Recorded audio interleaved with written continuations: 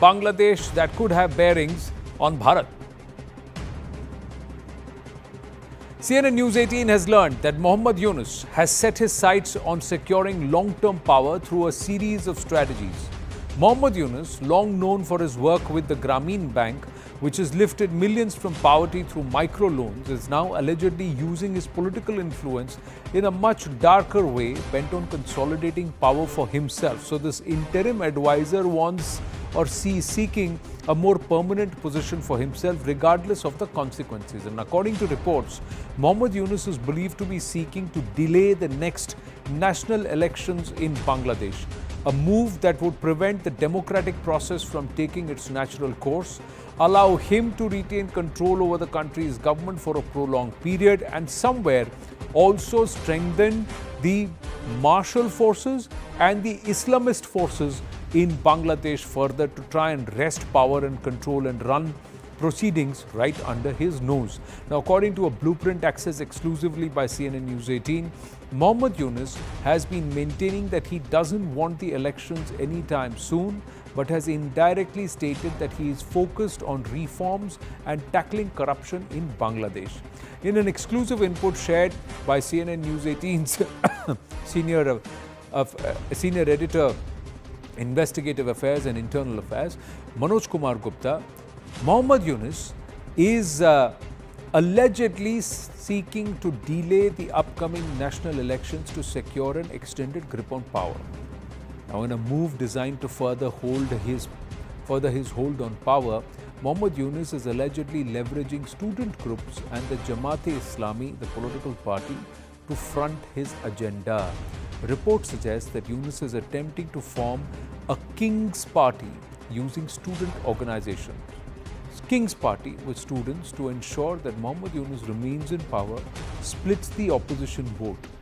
There are no common grounds between the Jamaat-e-Islami and Muhammad Yunus, but they are in it together in what sources call an arrangement of convenience so that they all can enjoy the benefits of power. While Muhammad Yunus is relying on the group mainly for stability, the anti-India sentiment is another factor that is also keeping them together.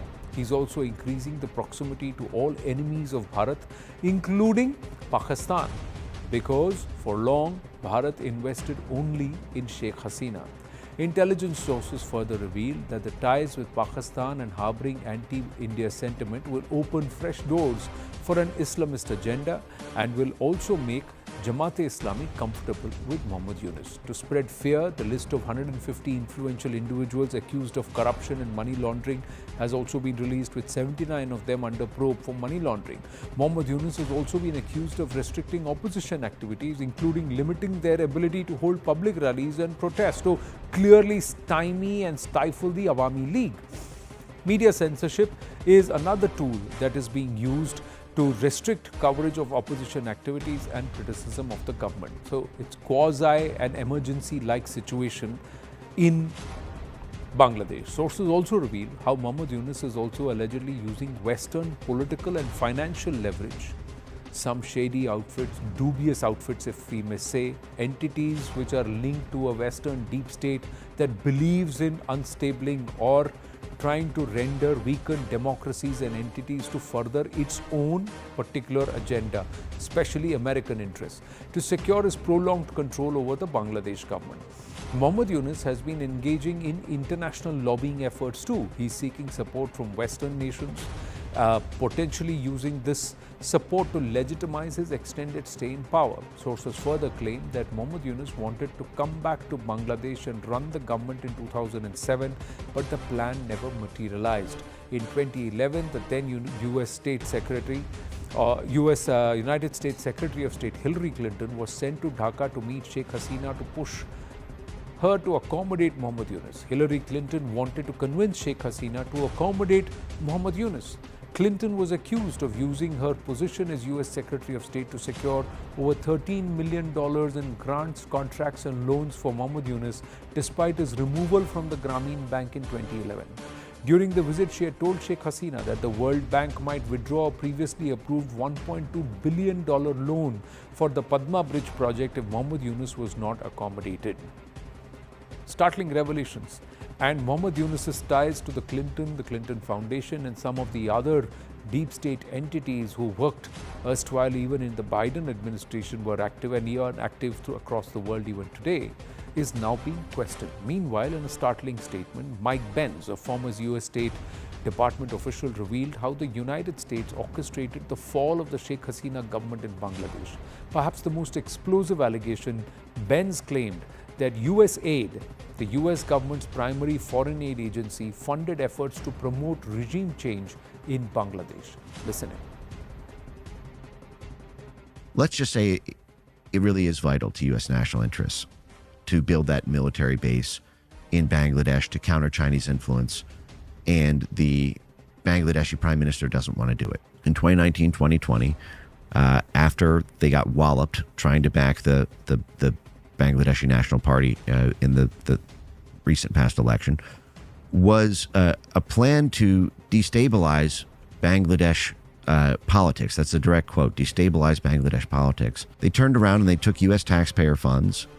They get 100% of their money from the State Department, and they work closely with USAID. They actually administer USAID programs all over Bangladesh and all over the world. And they funded Bangladeshi rap groups to produce songs and music videos insinuating that people should take to the streets and do street protests.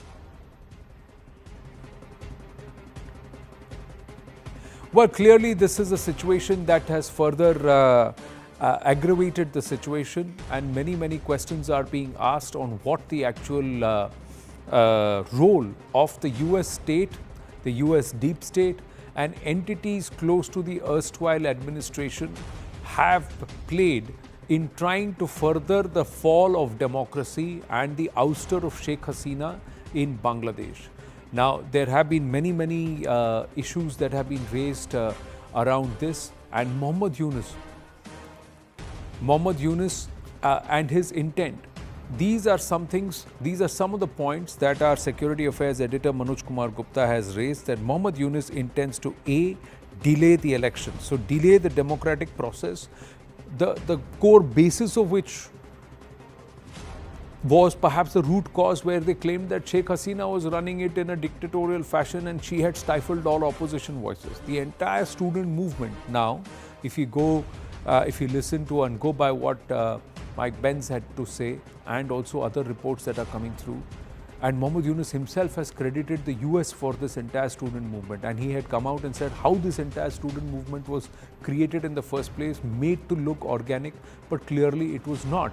And this student movement and student units and entities are now going to be further used to delay the electoral process, continue the existence or perhaps Muhammad Yunus's reign as interim advisor. The whole word interim is now being absolutely abused in all facts, if we may say that, because there is nothing interim about it. It's been many months. The whole democratic process was that Bangladesh should have gone back to the ballot and the people should have been allowed to elect the government who would reign, who would govern. Now, the argument is that beyond the Awami League, the BNP and Jamat-e-Islami and other political parties in Bangladesh do not have the footprint that the Awami League has. A huge number of cadre of the Awami League, despite the absence of Sheikh Hasina, continue to remain connected and mobilized, and the fear is that they may come back and elect somebody else from the Awami League or perhaps vote back Sheikh Hasina into power. And then what happens to this entire movement that was orchestrated? There were many who questioned how is it that Bangladesh suddenly witnessed a change or a shift in government, and this entire overturning within months. How did it happen? Clearly now with these claims that US aid was involved. Now, President Donald Trump has also very clearly come out and said that he is going to change the entire structure of US aid, and he's frozen all the funds there because they wanted to get to the bottom of what was this actually being used for. Was this to aid other nations or to disable other nations, enable other nations or disable other nations? Sheikh Hasina's claim that there was a white man who wanted and who came and made certain demands. The demands were that they wanted a few islands off the coast of Bangladesh to set up a US naval base there and an air base there. What does that mean? Does that now stand vindicated? We'll try and go across to Akanksha right now. Akanksha, clearly Manoj Kumar Gupta getting us these inputs, and you've also been monitoring the neighborhood very closely. All eyes on Bangladesh and what will happen. Many believe that a change in the US government and the Donald Trump administration will not be as favorable to Muhammad Yunus as the Biden administration was. And now allegations coming through that US aid was involved directly in overturning Sheikh Hasina. Absolutely, Anand. As Mr. Manoj Gupta's inputs highlight, the disturbances that have been created with the help of that USAID, one of United States' largest organizations providing international aid, that has been held responsible for not just creating tensions and disturbances in Bangladesh, but also in India, funding the George Soros' foundation. But leaving India aside, we know that this is a deliberate kind of maneuvering by Muhammad Yunus, who clearly never said earlier that he doesn't want elections, but indirectly his recent statements are now suggesting that he's more focused on reforms and tackling the corruption in Bangladesh. Well, how much time is he going to need to do that, and what is going to be the kind of international pressure we will have to see in the weeks gone by? We've seen how Bangladesh is also making overtures, or in fact has had senior delegation level meets from the army and their naval chiefs, in fact, go over to Pakistan. So we are seeing this geopolitical realignment happen in South Asia. We'll have to see how the higher powers, whether it is India or the United States, choose to react to this. We are also learning that Yunus is trying to intimidate the people of Bangladesh.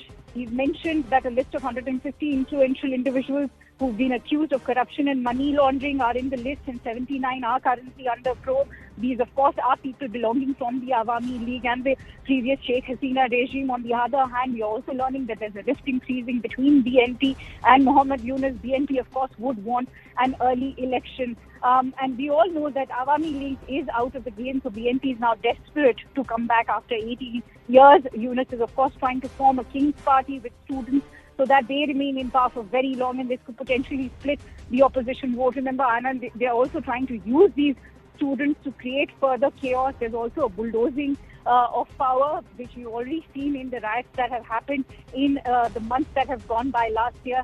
Continuous allegations on restricting opposition parties' activities. There's been restriction on freedom of speech, including limiting their ability to hold public rallies and protests. That's happening. We've already seen what happened to the residents of Sheikh Mujibur Rahman.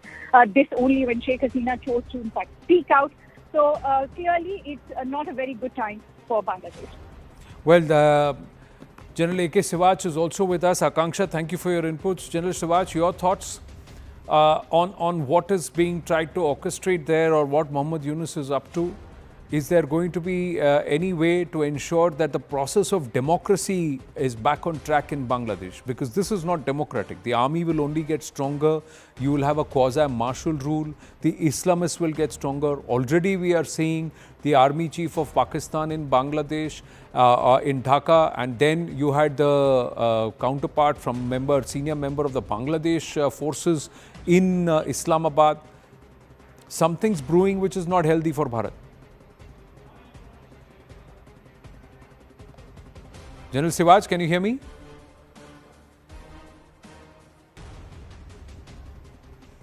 General Sivach, can you hear me?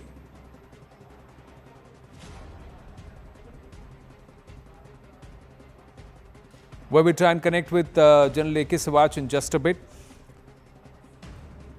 Now, Sheikh Hasina was told that $1.2 billion loan will be withdrawn if Muhammad Yunus is not accommodated. A serious allegation coming against the Clinton Foundation and also Hillary Clinton, the then Secretary of State, saying that General Sivach is back with us. Some very startling details coming to the fore, that the involvement of the involvement of the Clinton Foundation, Hillary Clinton, the US deep state and certain other entities, and also the US state in the overturning of Sheikh Hasina, and how now Muhammad Yunus is going back to these very entities to ensure that his term continues and democracy continues to be derailed in Bangladesh. Very correct. See, as far as Muhammad Yunus is concerned, he has been paradoxed by the deep state of the US. The Sheikh Hasina government was a legitimate government which has been thrown by with the help of deep state of US, and Muhammad Yunus has been brought in. Muhammad Yunus has been very close to Democrats. He is the one which have funded the election of Hillary Clinton against Donald Trump, and he was very close to Barack Obama also. There were a number of corruption cases against him, and he is the one who has basically absconding from Bangladesh. As on today, the situation in Bangladesh is deteriorating every day. Jamat-e-Islami and Bangladesh Mujahideen, the radical elements are ruling the roost, and Muhammad Yunus is not control of the thing. His only one aim is to get after Awami League, trying to tarnish their image of Sheikh Hasina and try to postpone the election. He doesn't want election to be done, and I suppose even the BNP is trying to now go against Muhammad Yunus because BNP wants election to be done at the earliest. Though BNP is also slightly pro-Pakistan, there is no denying that fact. But what is disturbing as far as India is concerned, the way the Pakistan and Bangladesh are coming closer. It is, the DGISI who has basically come from Pakistan and visited Bangladesh. He has gone very close to the Chumbi Valley. Basically, Right. that is a Siliguri corridor. He has gone to Chittagong, where those extremist camps used to be there earlier, which were basically thrown out by Sheikh Hasina. So overall, one has to be very, very careful. The way the situation is going, the radicalization is increasing, political uncertainty is there, and we are now slightly concerned because the Rohingyas which were there, almost about 10 lakhs which were there in Cox's Bazar, Right. there are chances of them being radicalized and sent to India. So we have to be careful, and Ji. you find the anti-India sentiment as on today is been arisen by Muhammad Yunus, and he doesn't want the election in time. He is finding one or the other reason to postpone the election as the time comes in the end of January, Right. end of this year or beginning of next year. Thank you, General Sivaj. I'll also go across to Rabindra Sachdev. A quick word on him, on Bangladesh. Your take, sir. We've got big development in Manipur also coming through. We'll go to Manipur after a comment on Bangladesh. Yes, sir. No, thank you so much. I mean, the essence of it is that, the takeaway is that Yunus, who was a social entrepreneur, a development expert, right? I think he seems to have developed a tendency for power, if not grab, but wanting to be in power, right? The idea was that he would, come in, be an interim leader or an interim advisor, but he seems to be rather, moving towards consolidating or wanting to be in power. That's one. I think that is the core what we have seen, talking about the various reforms which are needed and the various timelines that they are giving. It's a bit surprising why he's doing that, but at the same time, looking at his machinations, we can understand that there is a power play in Bangladesh also. The political parties, especially the BNP, doesn't want to be out in the, wild, and not when it's so close to power, not to have the power, not to have power. So that is playing out, and there is Jamaat, and on the other hand, partially, I think what he's doing, the anti-India stance and more tilt towards Pakistan, as I think your report also highlights, he's trying to cozy up a bit more to the Jamaat, right, and to ensure his, his ability to be in power for a longer period of time for what he thinks Bangladesh needs. But probably that is not what Bangladesh needs. Is a democratic government, elected government, whatsoever it be, and India will deal with it, once the leadership is clear and has a mandate. True. Rabindra Sachdev, please, thank you for your inputs. I've got to move on to Manipur. We've got a big development coming there.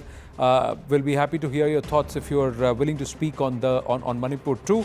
Ambassador Deepak Vora and Colonel Sapam should be joining us. Manipur, let's quickly tell you, with Manipur Chief Minister N. Biren Singh stepping down, the centre is hopeful that Kuki leaders will be more amenable to sitting across the negotiating table to sort out issues that are actually creating mistrust between the two major communities there, the Kuki and the Meitei. There are others too. Perhaps they will also come onto the table once the situation with the current situation with N. Biren Singh, who's currently going to be caretaker CM for a while, but he's decided that he's going to step aside. Now, this has been at the root of the ethnic strife in the state since May 2023, and the timing of N. Biren Singh's resignation, which followed soon after he met Home Minister Amit Shah in the national capital, was driven by the assessment that his own support among MLAs has actually dwindled over time, and there were around 20 odd MLAs who were ready to go along with the opposition, 20 odd dissident MLAs within the BJP who could have perhaps backed a no confidence motion had it come to fruition. Now, there's a sense that people of the state, both from the valley and the hills, are tired of this prolonged conflict. They were happy with the 4-5 years of peace and getting back to normalcy in life, and the failure of the Biren Singh government to curb it. And they want perhaps either decisive leadership or somewhere even a central rule, president's rule, in order to ensure there is peace. And this entire nefarious drug mafia, etc., is cracked down without driving fissures within the local communities or ethnic strife. Now, more news coming through according to top government sources here, speaking with CNN News 18. The government views Singh's departure as a crucial step towards bringing both the Kuki and Meitei communities to the negotiating table. Sources have added that talks are likely to ease the ethnic tensions between Kuki and Meitei communities. After talks, the National Investigation Agency is expected to accelerate its investigation into the violence that has plagued the state. Sources further said that the Kuki community feel that Biren Singh's government favoured the Meiteis. They were also upset because they felt the Biren Singh-led government did not address their issues related to land rights, autonomy and development. On the other hand, the Meiteis also are dissatisfied with N. Biren Singh's delay in implementation of the scheduled tribe status, which they have been demanding for many years. As per sources, both sides are also upset over issues related to corruption, governance and accountability. And in light of these grievances, the centre has identified facilitating talks between Kuki and Meitei communities as top priority. Now, while intelligence sources said that N. Biren Singh's resignation will bring relief, top sources indicate that while Singh's resignation has been welcomed by many, it remains uncertain whether this will immediately translate into peace. The Kuki Zo community views Biren Singh's departure as a necessary step towards justice for what they claim are past atrocities committed against them. One of the Kuki community's key demands is the creation of a separate administrative territory to ensure their safety and protect their rights. Meanwhile, the role of the central government will be crucial in any efforts to resolve the ongoing crisis in Manipur, as intel sources stress that the centre's involvement will be key in facilitating peace talks between the Kuki and Meitei communities and ensuring that any agreements reached are implemented effectively. As the state grapples with ongoing ethnic tensions and violence, will Biren Singh's exit pave the way for peace and progress? That's the big question. We've got more news coming through at this point.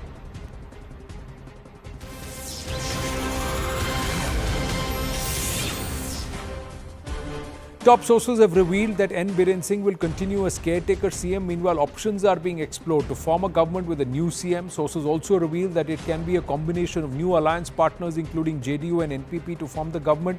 And if nobody comes forward, there's no clear solution to form government, then the centre will also explore the opportunity of bringing forth president's rule. Payal Mehta joining us with details. Yes, Payal.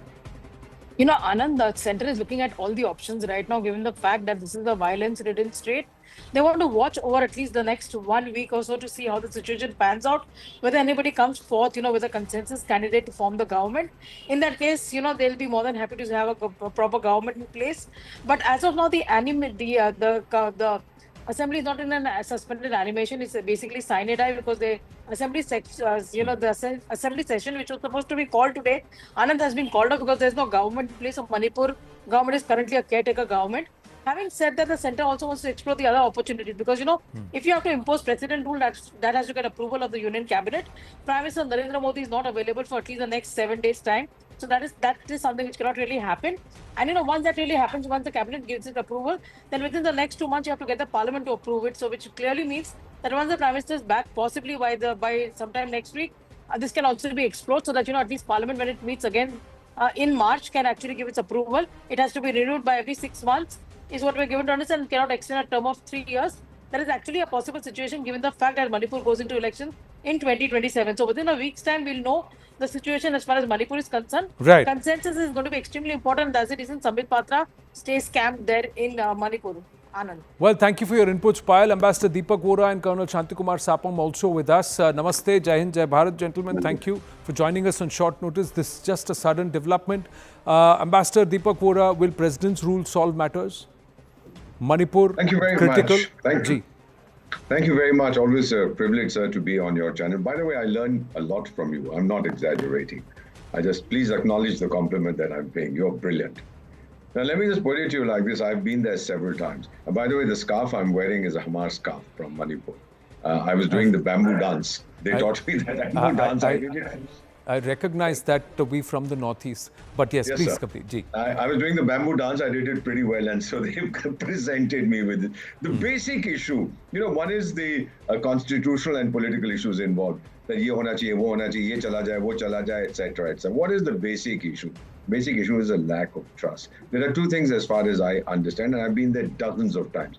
Number one was the element of religion, the Christians versus the Hindus, Maites being Hindus, the Cookies and others being Christians. So there was this element. But more than that, I believe, was the fact that some were being favored, others were not being favored, a sense of deprivation, a sense of discrimination. That is the bottom line. So whoever comes in next, and our military is doing an amazing job that I've stayed with them, whoever comes in next will have to provide the healing touch. Sir, in Sanatan Dharam Bharat, the healing touch is very, very important. I've seen this across the world, not just in India. I've seen it in Sudan, I've seen it in Ethiopia. When a person is there and he's perceived to be an obstacle, he or she has to go so that somebody else comes in to provide the healing touch. I believe the federal government, the government in New Delhi, has decided that the change has to come so that whoever comes in now will be more acceptable to the communities that have lost their trust and have been fighting each other. When I first went there, after joining the Foreign Service in 1973, there was no such thing. It was just spectacularly beautiful. But that will now, I believe, dissipate in the year 2025. They'll come to terms with each other. What are we achieving? We are killing, you are killing, we are dying, you are dying. What have we gained? Zilch. It's like the farmers. Block kar diya, mila kya? Kuch nahi mila. Go back to the negotiating table. With due respect to Colonel Saab, who's on your show, I can see him looking very serious. Colonel Saab, we first try and negotiate a solution. I'm a diplomat. When we don't succeed, we ask you to go in. Once you've done what you have to, we come back and then we find a solution. I believe that this is what we are going to do in Manipur. Solution is in sight, sir. It can't go on indefinitely. Right. Colonel Sapam? President's rule, the only option? Good evening, Anandji. Good evening, Anandji. I agree with this thing just said now. What happened is, I think, though Birenji, I feel that he had not done anything wrong as far as the actions which he had taken before is concerned. But what happened is, in due course of time, in these 2.5 years, he was not in a position. Almost 2 years, he was not in a position to settle the issue as such, and the political dialogue could not be made. Now that he has resigned, he has submitted his resignation. I don't think now the Cookie parties should not have any objections in having a dialogue together, and whenever the dialogue is there, and it should not be within the between the Maites and the Cookies. The dialogue has to be the dialogue, and let's say the meeting or the conference or whatever should be with all the stakeholders of the state. That is, I'm talking about even including the Nagas also, and even the Meitei Pangals also. They all should be there, and then the consensus minimum differences should be brought out, and they should come into the negotiation table. And as far as the separate administration is concerned, the places, the areas where the districts where the Cookies are claiming, most of them are the Naga areas. They're going to be a big clash over there. So I think they have to share the way with the idea of separate administration. Otherwise, there's going to be a big clash again. And as far as the negotiation is concerned, there should never be any precondition. They should be able to allow sit down together. And now the Cookie party, they should sit down together without any precondition. They cannot say that will show the intent very clearly. A separate administrative block is the first step towards trying to further create a separate state, which is a machination, because there is a larger game at play too, and that has to be diffused. And like you said, all stakeholders should be involved. All tribes, all communities, whoever are residing in Manipur should come together, and they should all be involved and heard. Perhaps Mr. Bhalla has been sent there with a particular intent, and the center is keen to resolve this very, very soon. So let's wish all ourselves all the very best, and we see peace in Manipur in 2025. Gentlemen, thank you for joining us on short notice, and thank you for your thoughts. We're going to take a very short break on that note. When we come back, how far can you push your limits? And can those limits flirt with our core Bharatiya value systems? Stay with us as Manoj Muntashir and Manoj Joshi share their thoughts here on The Right Stand on what's transpired on the India's Got Latent show. Stay with us.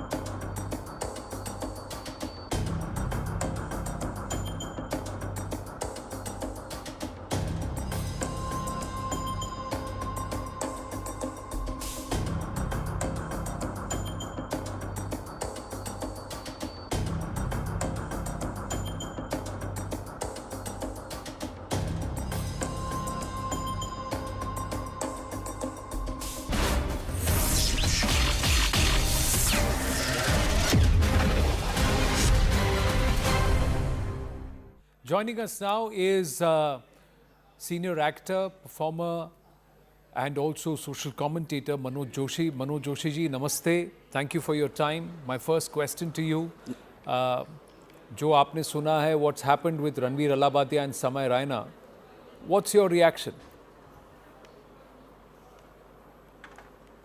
Sir, my first reaction is not for yesterday's or whatever happened. I will not take name also.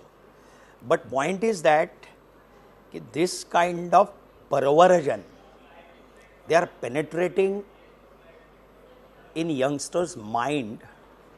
That is the worst thing in the world. ये हमारा देश जो है, इतनी हजारों सालों की संस्कृति है इस देश की, ओके? इस देश की जो संस्कृति है, इस देश का जो कल्चर है, they are transforming this culture into vulture. So they should understand what they are doing, what they are, क्या परोस रहे हैं लोगों को, और youngsters को the way and under the name of humor, is this humor? This kind of humor? It's really, it's horrible. And freedom of speech के नाम पर हम अभिव्यक्ति स्वातंत्र के नाम पर कुछ भी बोले, कुछ भी करे. Just because we have social media, we can do anything. We are human being. हमको भी समझना चाहिए कि हम क्या कर रहे हैं. And one more thing, that इसके ऊपर केंद्र सरकार, सी we are theatre actor, मैं फिल्मों में भी काम करता हूँ. एक फिल्म के लिए भी सेंसरशिप होती है, हर जगह सेंसरशिप, नाटक के लिए सेंसरशिप होती है. अगर किसी भी हॉल में मैं नाटक प्रदर्शित करने के लिए जाता हूं तो मेरे पास सेंसर सर्टिफिकेट है क्या, पूछते हैं कि what kind of content you are giving, you are presenting, we should know. We should have police permission also for the performance. इनके लिए नहीं है. क्यों? केंद्र सरकार ने और हर राज्य सरकार ने, मेरा तो आग्रह है कि इस प्रकार के जितने भी स्टैंड अप कॉमेडी के नाम पे ये जो विभत्सता, विकृति, अभद्रता और अश्लीलता चलती है, उस पर लगाम, कानूनन लगाम लाना बहुत जरूरी है. क्योंकि समाज में ये जो विकृति है, ये कैंसर की तरह फैल रही है. Please understand, I am seeing this is a very serious matter.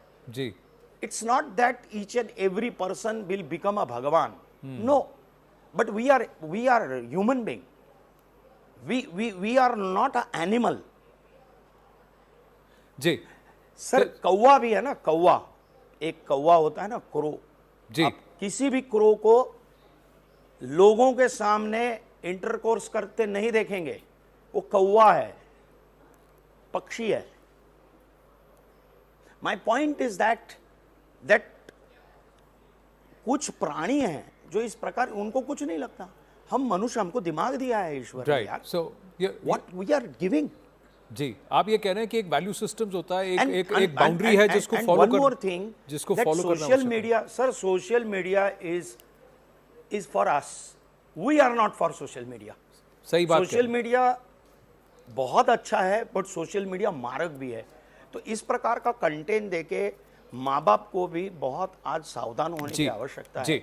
जी, कि 5-5 हजार, 6-6 हजार रुपए की टिकट लेके लोग देखने मनोज जी, इन पर अंकुश लाना जरूरी है. I also have Manoj Muntashir, प्रख्यात कवि हैं, and he's also had a very serious point to make here on what's going on. So Manoj Joshi ji हमारे साथ हैं, and Manoj Muntashir is also with us. Manoj Muntashir ji, namaste. This is Anand Narasimhan here. Can you hear me? Thank you for your patience. I'm just going to ask you, Manoj ji, what is your takeaway? Do you agree with Manoj Joshi that there has to be some boundaries and there have to be certain filters on what can be said and what is kosher and what is not? Do you think Ranveer Allahbadia and Samay Raina have crossed those lines? No, that's very true. First of all, my regards and my namaste to Manoj Joshi ji. I would like to very clearly state one thing. that the freedom of speech and expression as per Article 19(1)(a), yes, we have freedom of speech and freedom of expression. But at the same time, there is Article 19(2) as well, which clearly states that if public order is in disarray and the decency or the morality is being compromised, the freedom of speech gets suspended immediately. Why do we not understand such a basic thing? हमें अपनी बात कहने की आजादी तभी तक है जब तक हमारी बात हमारे देश की नसों में जहर नहीं घोल रही। जिस दिन हमारी आने वाली पीढ़ी को हम करप्ट करना शुरू कर देंगे, कंटेमिनेट करना शुरू कर देंगे, पॉइजन करना शुरू कर देंगे, उस दिन हमारी जबान पे ताला लगना चाहिए। और कोई भी दुनिया का क्रिएटर हो, वो ये लोग हों, वो मैं हूं, दुनिया का कोई भी क्रिएटर हो, ऐसी बात कहने की इजाजत इस दुनिया में किसी को नहीं है जो मेरे देश की नसों में जहर उतारे। ये इसलिए क्योंकि ये भारतीय सभ्यता के विपरीत है, या फिर किसी का जो फ्लो में कोई बात कह गया उसके बाद उन्होंने ठा के ला के हंसी की और कहा कि भाई ये तो शो का आइडिया ही लेटेंट होना है, शो का आइडिया ही थोड़ा जो नॉर्मल कॉन्वर्सेशन से परे हटकर था, तो डिमांड ये थी तो हमने कह दिया। जैसे कि कुछ स्टैंड अप कॉमेडियंस कहते हैं, जब तक गालियां नहीं देंगे तब तक तालियां नहीं मिलती। Because they are mentally bankrupt. They have zero creative quotient. As simple as that. And I have expressed this multiple times. There are two ways to get attention. First of all, make great content. Apply all your heart and soul and come up with something which is wonderful, which is unparalleled. At the same time, create obscenity. You will get more attention. This is how it happens. This is how the world is. This is how the order of things is. आप दुनिया का सबसे महंगा suit पहन के खड़े हो जाएं और बगल में कोई नंगा खड़ा हो जाए, अटेंशन नंगे को मिलेगा, आपको नहीं मिलेगा। लेकिन इसका मतलब ये तो नहीं कि पूरा देश नंगा हो जाए, पूरा देश बेलिबास हो जाए। There is something called good sense. The good sense has to prevail.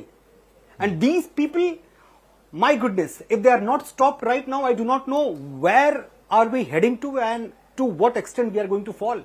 इनका जो लॉजिक होता है वो ये होता है कि भाई कॉमेडी का मतलब सिर्फ हंसाना होता है। अरे आप किसी भी कीमत पे हंसाओगे? ये एक ऐसा देश है जहां दोस्तों के बीच में हंसी मजाक तभी तक ठीक माना जाता है जब तक बात बाप और मां तक ना पहुंच जाए। कोई बोल के देखे, हंसी मजाक चल रहा है, सब कुछ बड़ा अच्छा है, बैठे हुए हैं, चाय पी रहे हैं, गप्पे चल रही हैं, लेकिन एक बात अगर बाप के खिलाफ हो गई तो बोलता है बंदा उठ के, देख मेरे बाप पे मत जाना। हम अपने माँ बाप का इतना सम्मान करते हैं, और ये जो कंटेंट चलाया जा रहा है, मतलब मैं तो आपके चैनल पे बोल तक नहीं सकता, ना मेरी जबान पे आएगा, और अगर मैंने हिम्मत करके दो चार शब्द बोले भी तो आप बीप कर दोगे उसे। तो आप सोचो कि ऐसा कंटेंट परोसने वाले अगर इस देश के क्रिएटर्स हैं, is this how you want to be known to the whole wide world? आपके बगल का यूथ जो है डीप सीक बना रहा है, और आप बैठ के इंडिया गॉट लेटेंट और whatever it is, got for second, आप ये बना रहे हो। And are you proud of this? Are you trying to defend this nonsense? Really? I am annoyed. I'm sorry. I do not know any softer way to say this. I'm deeply hurt. But Manoj Joshi ji, can one slip up, one error, can we broad brush their entire body of work to be below the value systems that Bharat subscribes to? Or should we say that this kind of a mistake should never be repeated, and anybody who's trying to propagate such kind of nonsense should either publicly apologize or should then be penalized? Sir, apology दे नहीं दे वो एक अलग question है, पर मैं एक बात बोलता हूँ, थोड़ा सा आपके क्वेश्चन से हट के बात करता हूँ जी, उसके साथ संदर्भित है इसलिए बोल रहा हूँ जी, कि मैं बड़ा इसलिए हूं क्योंकि मेरे इतने फॉलोअर्स हैं। आज फिल्मों में, ओटीटी में लोगों को, उन लोगों को भी काम मिलता है जिसके फॉलोअर्स बड़े हैं, वेदर ही इज टैलेंटेड और नॉट, ये ग्राह्य ही नहीं पकड़ते। ये एक बात हुई। इंस्टाग्राम पे मेरे कितने फॉलोअर हैं उसके ऊपर उसको रोल भी मिलता है, किसी भी प्लेटफॉर्म पे, फिल्म हो, ओटीटी हो या सीरियल हो या कुछ भी हो। ये अगर मान्यता है और उसको अगर हम डिमांड एंड सप्लाई की बात करें तो ये ऐसा ही हुआ। एक जो टीआरपी का भूत था एक जमाने में, इनटू इनवर्टेड कॉमा, आप ही के चैनल पे बोल रहा हूं, जो टीआरपी का भूत मार्केटिंग वालों ने लाके बिठाया था हम पे, हमारे सर पे, उसी तरह का यही है भूत। ये कोई रियलिटी नहीं है, और वो फॉलोअर्स आएंगे ही फिल्म देखने को, ये भी जरूरी नहीं है। तो ये जो कहा सुनी है ना ये लोगों की, कि हमारे ये लोगों डिमांड एंड सप्लाई है, इसके आड़ में छुपे, लेकिन हम क्या परोस रहे हैं? क्या गंदगी परोस रहे हैं? क्या हम हमारे घर में गंदगी या जो उच्छिष्ट खाना होता है वो भी सूखा कचरा और ग्रीन कचरा ये सेपरेट करके हम गाड़ी में फेंकते हैं ना, कि घर में फेंकते हैं? जी बाहर फेंकते हैं ना। जी तो ये इंसानों को और आने वाली पीढ़ी को विकृत करना, ये अगर इनका मोटिव है तो ये मूलतः उसको कुठाराघात करके कट करना चाहिए। दूसरी एक बात, मैं नाटक करने के लिए कहीं पर भी जाता हूं तो मेरे को सेंसर सर्टिफिकेट लगता है। इनको सेंसर सर्टिफिकेट लाइव भी करने जाते हैं ये स्टैंड अप कॉमेडी के नाम पे। इतना फालतू, विश्व में इतने हजार ह्यूमरिस्ट हुए हैं। चार्ली जी का नाम लूंगा, हमारे भारत में महमूद साहब हुए हैं, जॉनी लीवर साहब हैं, कभी कमर के नीचे फालतू जोक करते ही नहीं है, गंदा जोक, मैं नाम लेकर बोलता हूं जी। वो स्टैंड अप कॉमेडियन है। ये स्टैंड अप कॉमेडियन नहीं है, ये स्टैंड अप कॉमेडियन के नाम पे लोगों को और बच्चों को विकृत बनाना, उनकी मानसिकता को खत्म करना और आने वाली पीढ़ी को बर्बाद करना, यही उद्देश्य है। और इसीलिए केंद्र सरकार ने और राज्य सरकार ने इन पर कठोर नियम बना के, कानून बनो के इनको रोकना ही चाहिए। जी, अभी रणवीर अलाहाबादिया ने माफी मांगी है मनोज मुंतशिर जी। उनका कहना है कि कॉमेडी मेरा फोर्टे नहीं है, मैं मेरे एक्शंस को जस्टिफाई करने की कोशिश नहीं करूंगा, मुझसे गलती हो गई, मैं माफी मांगता हूं, ये उन्होंने कहा है। Personally had a lapse in judgement, lapse of judgement, ये रणवीर ने अभी कहा है। Don't want to take my responsibility lightly, I promise to get better and improve. ये उन्होंने कहा। Yes, perhaps being human is not his forte, not just comedy. It is a very, very basic manner. It is a very, very basic thing to observe. और एक बात मैं बता दूं आपको, माफी जो है, apology जो है, it is for mistakes, it is not for crimes. If crimes would be forgiven like this, just by an apology, we do not need judicial system in this country. We do not need courts in this country. It's not a slip or a mishap of judgment. It is something that has been done with a full throttle belief system. This is not the first video, in fact. If this was the first video, I would request the entire nation to grant him apology. Perfect. Okay, गलती हो गई आपसे एक बार, लेकिन आप उठा के देख लो, ऐसे अनगिनत वीडियोस हैं. This is what you have been thriving on. This is what are you from inside. This is what you are from within. We do not need people like you, Mr. Allahbadia. I am sorry to say. There are better people who should be heard, who should be given proper platforms, who should have followers. For you, I will appeal to the entire huge nation. Unfollow, unsubscribe, block. But aren't you being a little harsh? He's apologized. He said, I made a mistake. He says, I hope to be forgiven for my lapse as a human being. But you believe that this is not the first time. You believe he's done it in full consciousness. He knows exactly, he knew exactly what he's saying. It's because of the backlash that he's apologizing. Why do you believe that? First of all, I do not have anything against him.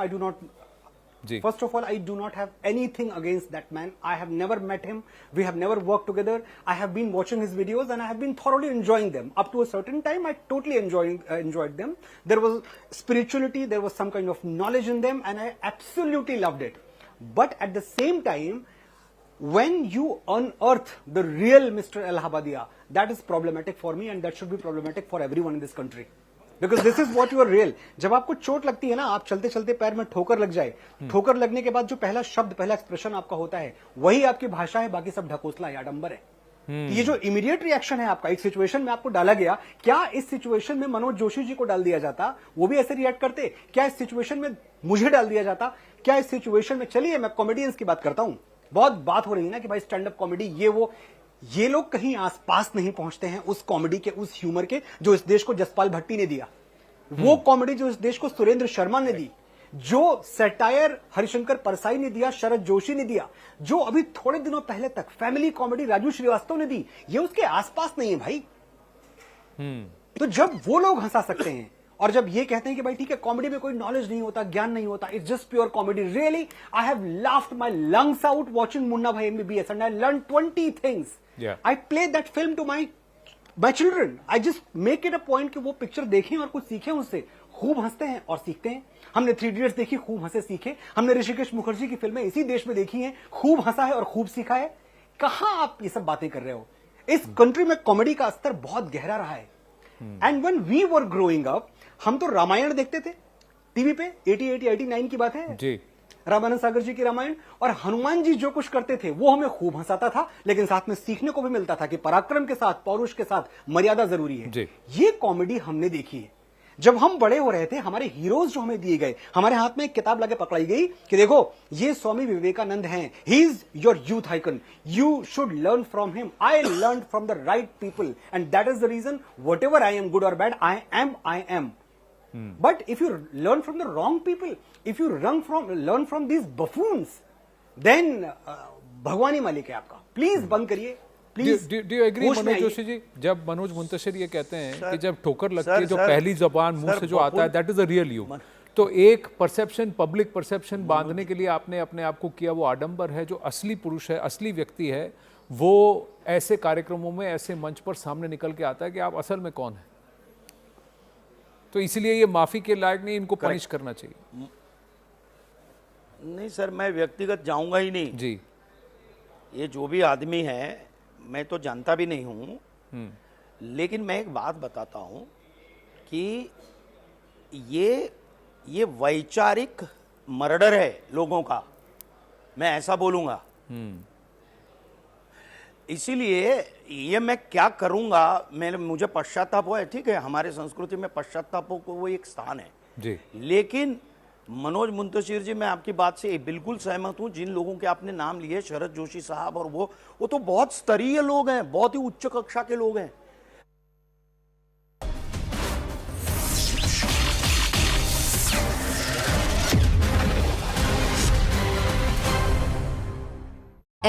One of the highlights of the 15th edition of Aero India that has been organized here in Bangalore is the participation of a 5th generation aircraft from both Russia and America. In fact, I'm showing you the visuals of Su-57E, that is the 5th generation fighter aircraft from Russia. There you have visuals. It is for the first time that the aircraft has come to India.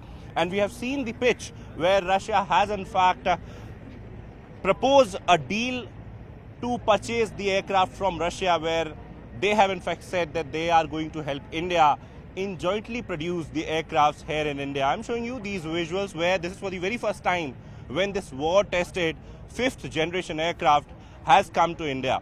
In fact, there was a lot of buzz whether or not India is considering these aircrafts for Indian Air Force. And yesterday we saw that how the defense officials in fact clarified that they can go for the options available in future, given the fact that they are also looking to bridge the gap that we have because of the delayed deliveries of Tejas.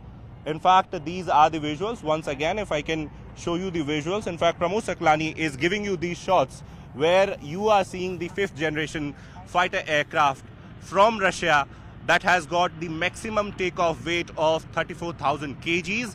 Maximum speed is 2 Mach, and in fact the service ceiling of 18,800 meter. We have 12 hard points in this particular aircraft. This has got stealth capability, super maneuverability, and in fact a lot of advanced features. At this point in time, this is one of the most advanced aircraft in the entire world. And in fact, when we talk about the different scenarios, so this aircraft has been tested in the war that is ongoing. This is for the very first time when Su-57E has come here in India, and these are the visuals from the 15th edition of Aero India that has been organized here in Bangalore. The maximum part of excitement here in Aero India 2025 is for 5th generation aircraft. We have Su-57E from Russia and F-35 from US. And as of now, I'm showing you visuals of these American aircraft, F-16 and F-35 as well. You are seeing in these visuals that how these aircrafts have been standing here. In fact, initially there was a buzz that US Air Force is not participating, but now they have come with not these F-16, F-35 aircraft only, but have also got their bomber and refueler as well. This aircraft, this 5th generation aircraft, when we talk about it, so we know that how this is, it's a second arrival here in India. It has participated in a number of conflicts now. In fact, it was first used in Israel, and then recently we have seen that how US has used it against Houthis, and now they have come here with this particular aircraft. This is also one contender as far as fifth generation aircraft for India are concerned. And we know that how defense officials have in fact indicated that options are open for Indian officials and Indian forces as well, because as far as Indian Air Force is concerned, so we know that how delivery of Tejas in fact is delayed, and as of now India needs a fifth generation aircraft. F-35 is a single seat, single engine supersonic stealth fighter that can be used for multiple roles. In fact it has been designed for both air superiority and strike missions, and in fact it can be used for intelligence, surveillance and reconnaissance capabilities. F-35 is one of the advanced fifth generation aircraft in the world today. It can be used for vertical takeoffs. In fact, there are 3 different categories for F-35. In the F-35B category can be used, in fact, the aircraft can be used for vertical takeoffs. It is the Navy version of the aircraft, and these aircraft, in fact, are participating here in Aero India in 2025, one of the contenders for the 5th gen aircraft for India. This F-35 has participated this time around in Aero India 2025. The biggest defense and aviation expo, Aero India 2025, has begun here in Bangalore. The event is big, with more than 900 exhibitors taking part. We have representation from more than 80 countries. Close to 40 defense ministers from all across the world are taking part, and we have a confirmation.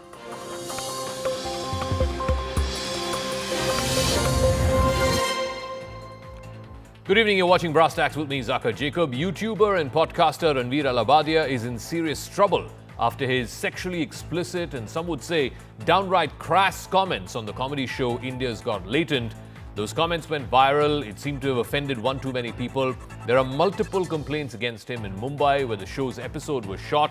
There are newer cases that are being filed in different parts of the country as well. It is clear that Ranveer Allahbadia did cross a line of decency. He ventured into something that is vulgar and straight up obscene. But the big question is, yes, it might be immoral. Yes, a lot of people may have taken offense to what he said, but is it illegal? Did he break the law of the land? What defines that legal line that separates decency from obscenity?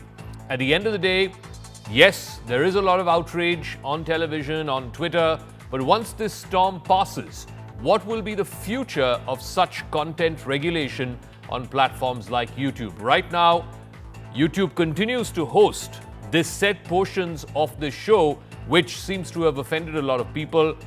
What may be the way and the manner in which to deal with such offensive content, and whether it needs to be taken down? Who makes that decision, and is there a mechanism in place should there be a new law? We'll get into all of that through the course of the next few minutes, but first I want to bring you straight up to speed with what is it that he said that seems to have outraged one too many people. My comment wasn't just inappropriate, it wasn't even funny. Comedy is not my forte. I'm just here to say sorry. Many of you asked if this is how I wish to use my platform, and obviously this is not how I wish to use it. I personally had a lapse in judgment. It wasn't cool on my part. I've asked the makers of the video to remove the insensitive sections from the video. And all I can say in the end is, I'm sorry. I hope you can forgive me as a human being. So that was his apology in the wake of this raging controversy. The question, though, which is on everybody's mind is Ranveer Allahbadia due to face legal action? Like I said, several complaints have been filed against him, some in Mumbai, some in other parts of the country. None of those complaints, up until now, have been registered into an FIR. He could face severe repercussions under Section 316 of the Bharatiya Nyaya Sanhita, which is the new penal code.